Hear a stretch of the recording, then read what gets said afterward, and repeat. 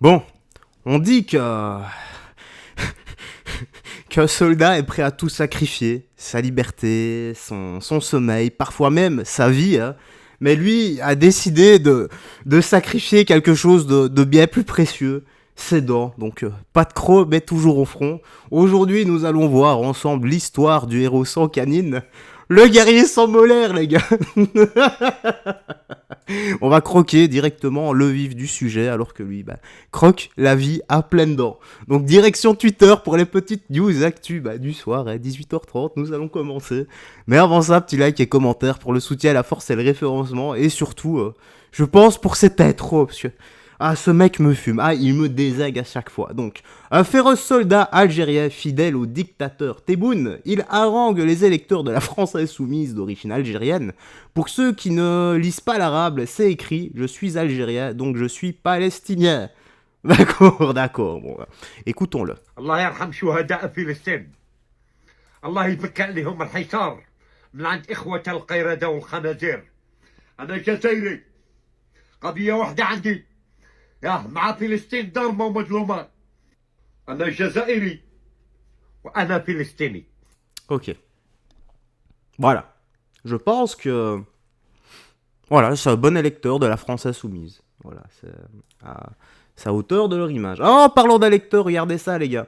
Donc, faut arrêter, voilà, la foule ordonne à ce jeune de stopper son discours, car trop patriote. Donc, un manifestant demande d'aimer la France, et la foule lui ordonne de stopper ce discours.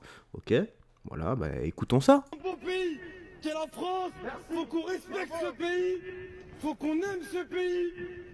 On a tous une origine ici. On a tous une origine, mais on aime la France. La France nous a donné quelque chose. Et faut qu'on la rende à notre amour.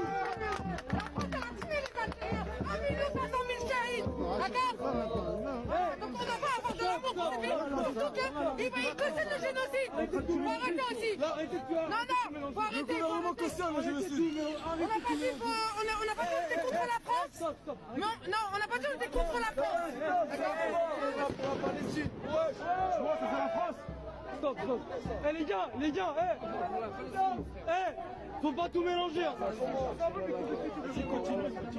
Faut pas qu'on mélange tout. Voilà, elle a raison.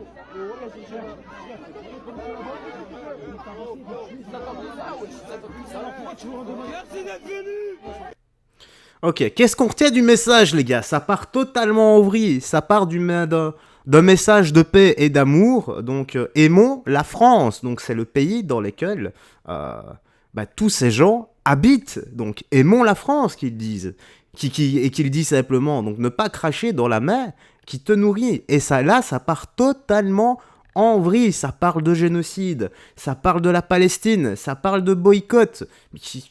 Je sais pas si on se rend compte les proportions que ça prend pour un message de paix et d'amour de base en disant « Aimons notre pays ». Ceux qui ne l'aiment pas, pourquoi est-ce que vous êtes là en fait à cette manif? Que faites-vous à cette manifestation en France au lieu de retourner dans votre pays? Voilà, je sais pas, il y a peut-être 3 lettres que vous adorez et que vous aimez, voilà, qui commencent par C, A, F, et l'autre c'est quoi? C'est R, S, A.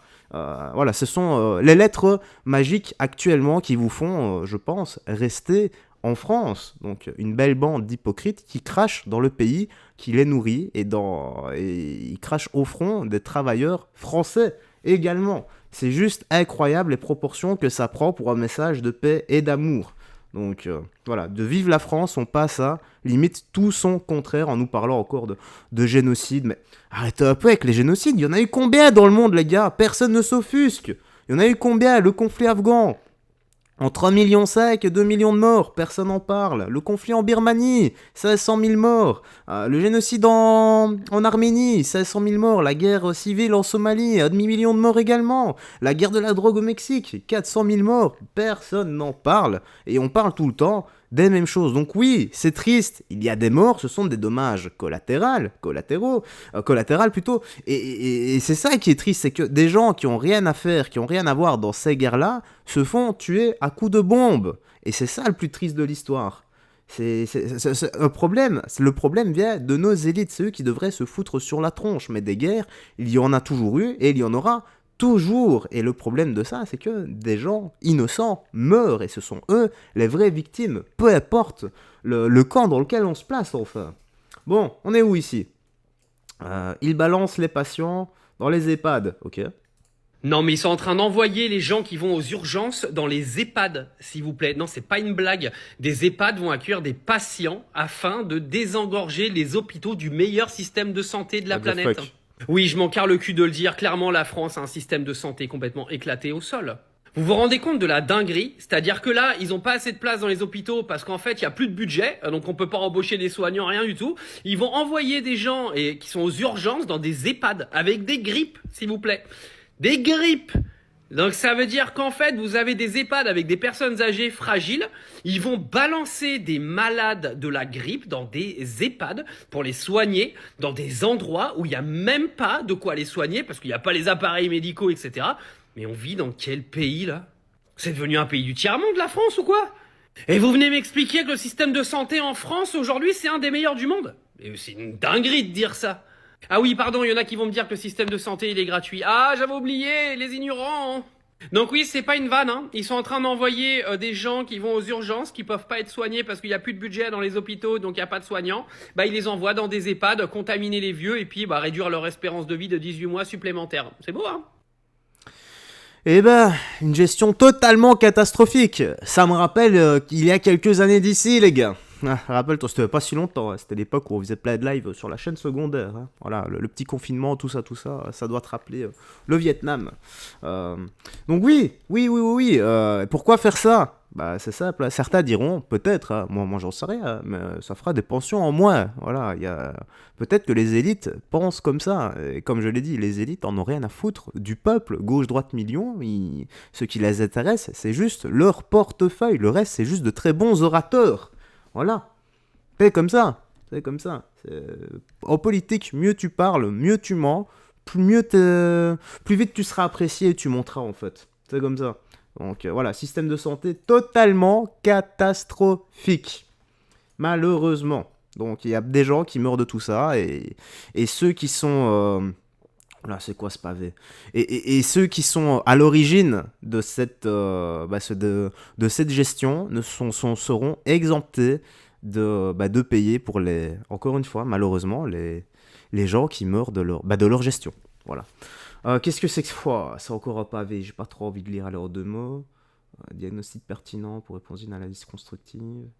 Ok, c'est sur de la thune apparemment. Donc le travail en France, ça ne paye pas. Ok, donc c'était ça. Ça va peut-être pas vous plaire ce que je vais dire, On va mais voir. travailler en France, ça ne paye pas. Si tu veux gagner des grosses thunes, faut être actionnaire des entreprises, pas salarié. Donc le travailler plus pour gagner plus, c'est un petit peu du foutage de gueule quand même. On est plutôt sur du posséder plus pour posséder plus et gagner plus. Pour illustrer mes propos, sachez qu'en 2024 en France, les entreprises du CAC 40 ont versé 100 milliards d'euros à leurs actionnaires. C'est un chiffre record. Et à côté de ça, on a des entreprises comme Auchan qui mettent en place des plans de licenciement massifs. Auchan, c'est un plan de licenciement de 2389 salariés quand même, hein. Sauf qu'Auchan, ça appartient à la famille Mulaise. Vous savez, c'est cette même famille à qui appartient Decathlon et Leroy Merlin par exemple. Leur fortune est estimée à 28 milliards d'euros. Et pendant que plus de 2000 personnes étaient en train de perdre leur job qui nourrit des familles entières, eux se reversaient 1 milliard d'euros de dividendes grâce à Decathlon en 2024. Je sais pas si on se rend compte de l'absurdité de la situation. D'un côté, on a des salariés qui étaient déjà pas payés grand chose, qui se font licencier du jour au lendemain et qui perdent leurs revenus. Et de l'autre, on a les riches actionnaires qui se gavent littéralement. Et après, on vient nous parler de la méritocratie.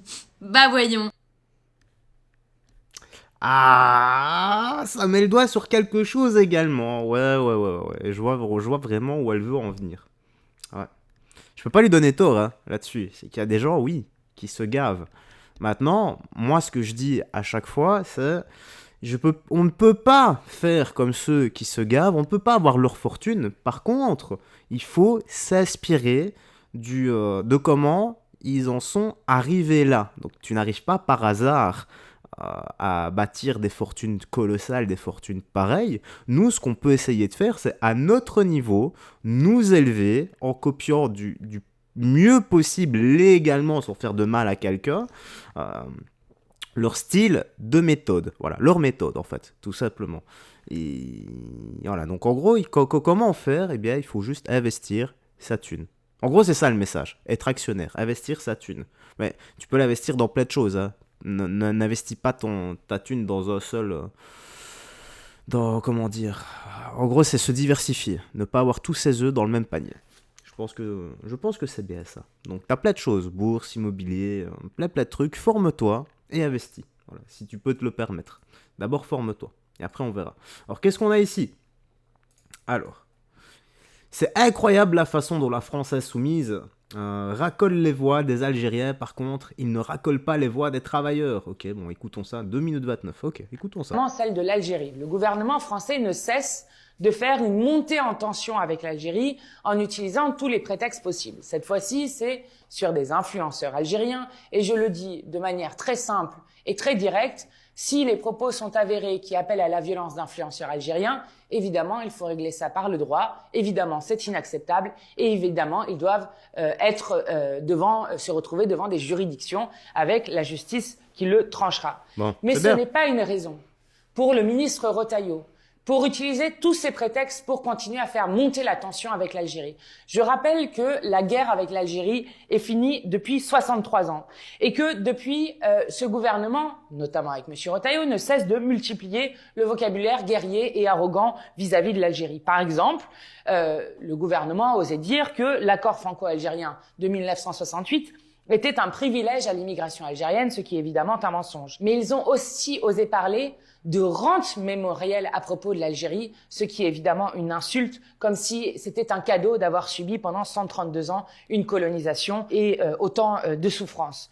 Ce n'est pas étonnant de la part d'un ministre de l'Intérieur qui parle, en plus des Français de papier, en plus des régressions vers les origines ethniques, des belles heures de la colonisation, mais ce n'est pas le rôle d'un ministre de l'Intérieur que de décider d'un coup qu'il s'improvise comme un diplomate, qu'il fait augmenter les tensions, et ces tensions sont très graves. Nous sommes du côté de la paix, et je le redis, d'abord, un ministre de l'Intérieur n'a pas à faire cela. Je suis désolé les gars, je me pose. Hein. Nous sommes du côté de la paix. Ok.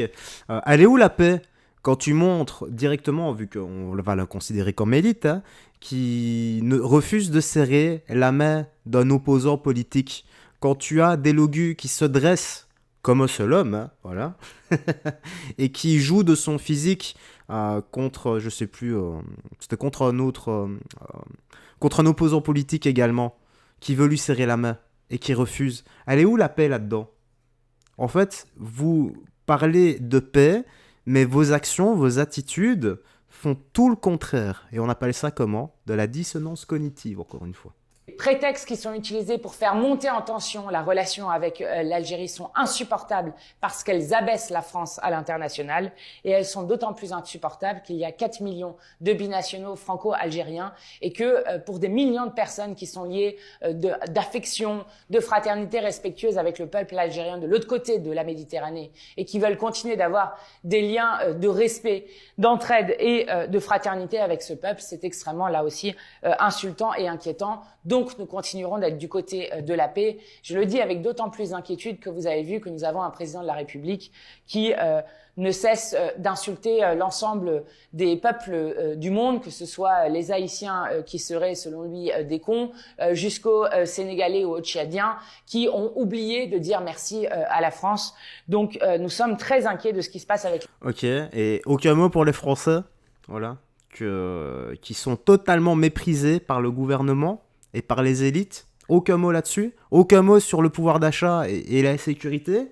Voilà. Non, ça parle tout le temps des autres problèmes. L'Algérie, tout ce qui se passe hors dehors de la France. Voilà. C'est quand même incroyable. D'ailleurs, que pense le soldat algérien de tout ça? Voilà. Je pense que c'est clair. Nous avons notre guerrier sans molaire préféré qui vient de répondre à Mathilde Panot. C'est ça, je crois. Ouais, c'est Mathilde Panot. En tout cas, on n'est pas tombé dans le panneau de tes conneries, là. Bref, la petite news actu... Oh, elle était facile, celle-là. Non. Je sors. La vidéo se termine là-dessus, voilà.